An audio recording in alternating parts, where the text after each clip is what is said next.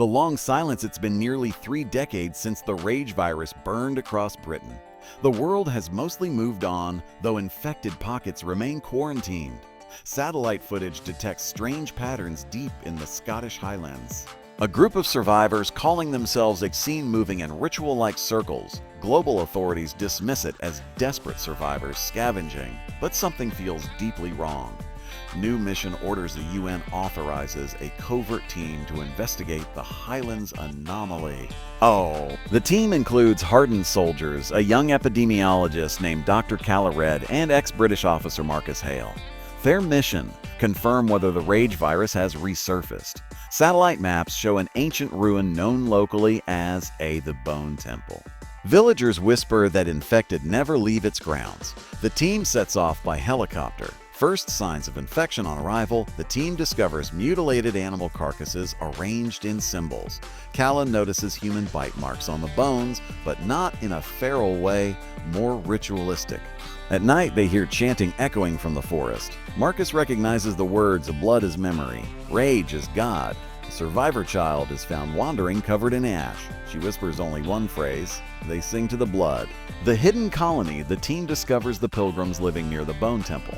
Unlike other survivors, they are organized, healthy, and strangely calm. Their leader, a skeletal woman named Mother Lysa, welcomes them. She claims they have found a peace with the rage. Calla is disturbed by their glowing eyes and pale skin. Marcus warns they shouldn't trust this occult.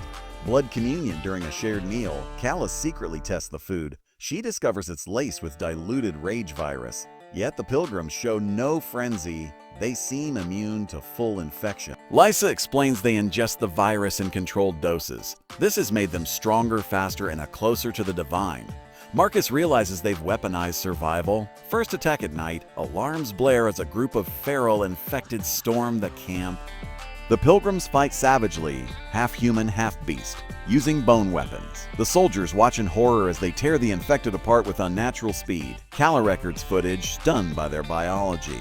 But one soldier panics and opens fire, killing a pilgrim. The truce between outsiders and cult begins to fracture.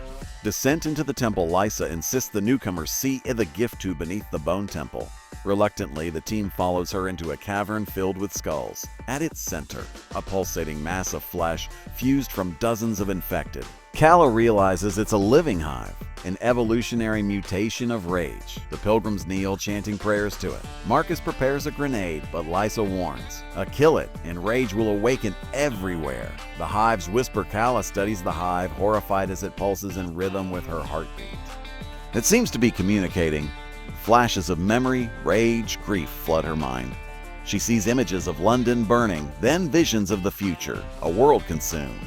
Her nose bleeds as the hive overwhelms her senses. Marcus pulls her back before she collapses. Lysa smiles knowingly. And now you've heard its song. Betrayal. The soldiers demand to destroy the hive immediately. But Calla argues it may be the key to a cure or humanity's doom. As tensions rise, one soldier turns on the others, revealing he's been converted by the pilgrims.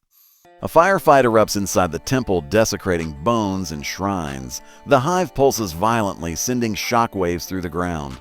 Outside, hundreds of feral infected awaken. Siege at the temple. The survivors barricade themselves inside as infected swarm the ruin. The pilgrims embrace the frenzy, fighting alongside the creatures in blood-soaked ecstasy. Marcus realizes the cult no longer sees a difference between human and infected. Calla records everything, desperate to send proof to the outside world. But the calms are dead. The hive emits interference. The temple becomes a slaughterhouse. The escape plan: Marcus and Calla plan to reach the helicopter at dawn. They must cut through the forest swarming with infected. Only 3 soldiers remain alive, wounded and shaken. Calla suggests using the hive's blood to camouflage themselves. Marcus reluctantly agrees. It's their only chance. They smear themselves in crimson and prepare for the run. The blood path the group pushes through the forest. The infected brush past them, confused by the hive scent. But one soldier panics, wiping the blood from his face. The horde instantly tears him apart. Marcus and Calla drag the others forward, haunted by the screams. They finally see the helicopter in the distance, surrounded by pilgrims. Confrontation with Lysa. Lysa blocks their path, drenched in blood and smiling. She claims Calla has been chosen by the hive to carry its song. Calla denies it, but flashes of infection cloud her eyes. Marcus raises his gun at Lysa, but she doesn't flinch. Instead, she offers him a choice: leave with her or die with the old world. Marcus hesitates. The firefight, the soldiers open fire, cutting down pilgrims in a brutal battle. Marcus grabs Calla, dragging her toward the helicopter. But the hive's influence grows stronger inside her mind. She hears whispers urging her to stay to become more. Marcus fights off attackers with his last bullets. Finally, they reach the chopper. The escape attempt, the pilot powers up the helicopter as infected swarm.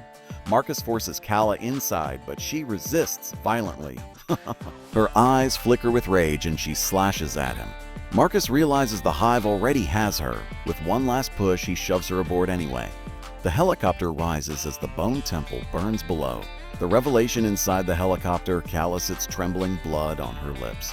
She whispers to Marcus that the hive isn't dying, it's spreading. Every pilgrim carried a fragment of its flesh in their bodies. By burning the temple, Marcus only released spores into the air. The rage virus has evolved into something airborne. Marcus stares in horror as Calla smiles faintly. Crash down, an infected swarm leaps onto the helicopter mid-air. The pilot loses control as claws rip through the cockpit. The chopper spins and crashes into the forest. Marcus drags himself from the wreck, dazed and bleeding. Calla emerges too, unharmed, her wounds already healing.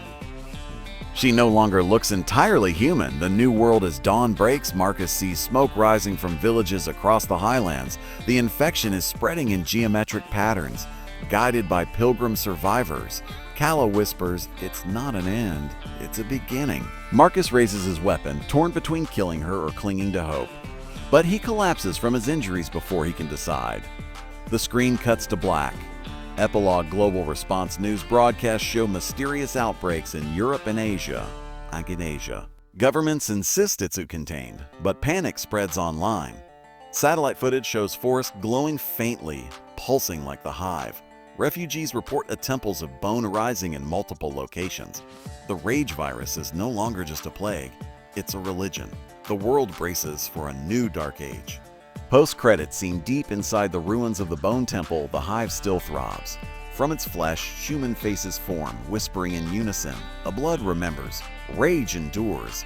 One face is unmistakably Marcus, though his body never died there. The hive has copied him. A final roar echoes, cutting to silence.